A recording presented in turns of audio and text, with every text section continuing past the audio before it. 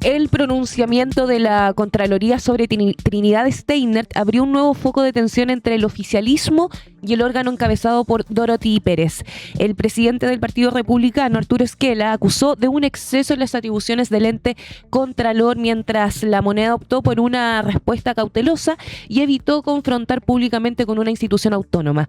El dictamen concluyó que Steiner excedió sus atribuciones al solicitar información reservada a la PDI en un episodio que reaviva el costo político de su salida del Ministerio de Seguridad tras solo 69 días en el cargo. Por su parte, la oposición se inclinó por impulsar una comisión especial investigadora para indagar el caso de la exministra de Seguridad Trinidad Steiner antes de una acusación constitucional. Y por supuesto acá ya se suma en esta mesa Camilo Espinosa, rey del facto, que lo va a explicar con todo peras y manzanas. ¿Cómo están? ¿Se acuerdan cuando Lelia Ayala bautizó a Dorothy Pérez como el huracán Dorothy? Así es. Sí.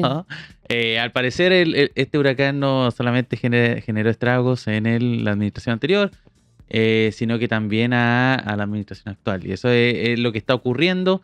Hay una agenda oficialista, podríamos decir, en donde está articulado el discurso de, tú lo mencionabas ayer, Geraldine, Arturo Esquela, el que estamos viendo en pantalla, presidente del Partido Republicano, que también recordemos que hay una cuestión personal acá, porque Arturo Esquela fue, y todas las crónicas lo apuntan a él como el responsable de llevar a Trinidad Steiner al gabinete.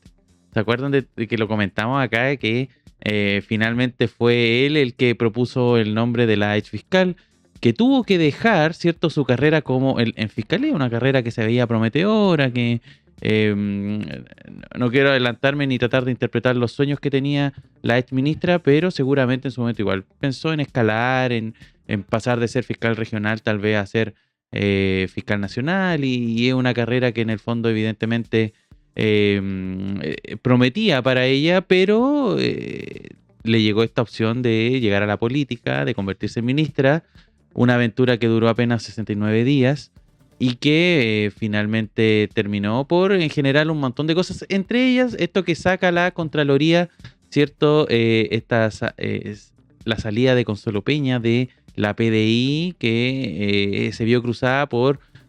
Se tomaba atribuciones.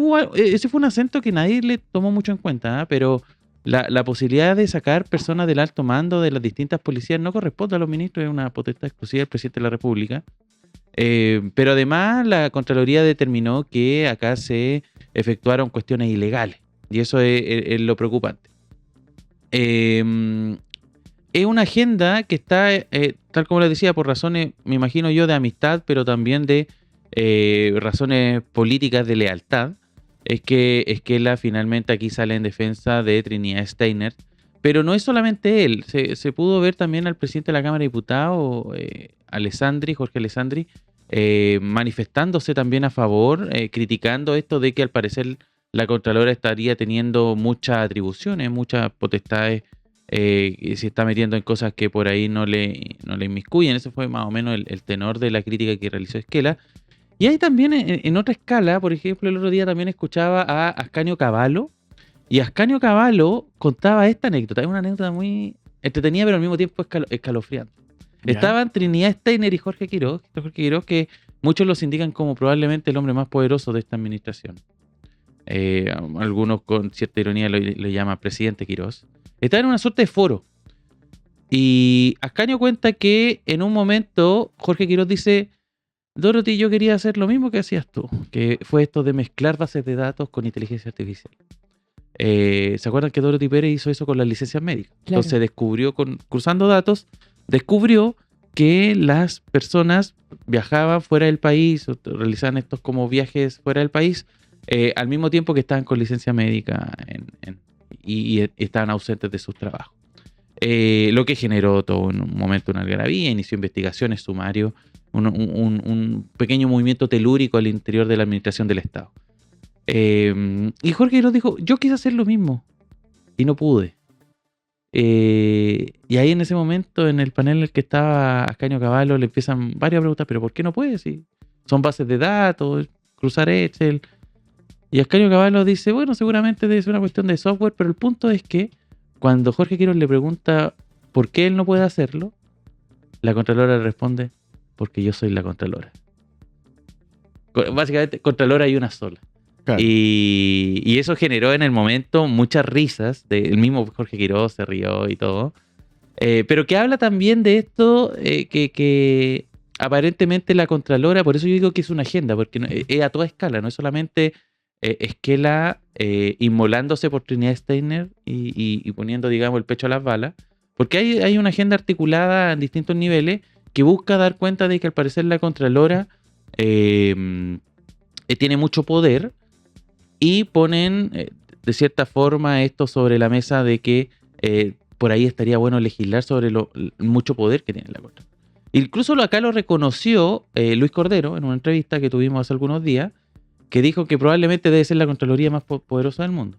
Pero Luis Cordero igual le da una connotación positiva, porque en verdad la Contraloría en Chile es una Contraloría que va a incomodar tanto a la administración anterior como a la actual. Entonces él defiende igual, más allá del estilo, porque muchos también apuntan al estilo, que no es una cuestión de fondo, de facultades que tiene la Contraloría, sino que es más bien una cuestión de estilo, que es más bien Dorothy Pérez en sí la situación. Pero Luis Cordero decía esto de que está muy bien que eso sea así. O sea, que en el fondo que la Contraloría sirva como límite para las distintas... Y yo insisto, el tema de Trinidad Steiner efectivamente incurre todo, y eso fue a luces de todo. O sea, lo que hizo con Consuelo Peña evidentemente revestía mucha irregularidad. Así que es una discusión que está sobre la mesa. El gobierno de Kast... Mucho ojo también con Martín Arrau, porque Martín Arrau no se sube a esta agenda. Martín Arrau también le preguntaron por esto, si consideraba que Trinidad Steiner tenía muchas facultades, y él dijo que no le correspondía a él emitir comentario alguno respecto a las facultades legales que pueda tener. Y probablemente tampoco nadie del gobierno se inmiscuye en eso, porque tampoco al gobierno le conviene estar enojado con Trinidad Steiner, con Dorothy Pérez. Así que nada, hay también esa promesa. Yo al principio hablaba de esta lealtad Esquela-Steiner, con la salida de Steiner, y como perdió, digamos, la posibilidad de iniciar una carrera política, quedó un poco huérfana. Entonces no se sabe qué va a ocurrir finalmente con ella, algo que esté más o menos a la altura de lo que era su carrera de fiscal y su corta trayectoria política. Así que se siente, en cierto modo, Esquela y también ese círculo un poco en deuda, porque le jodieron la carrera a Trinidad Steiner.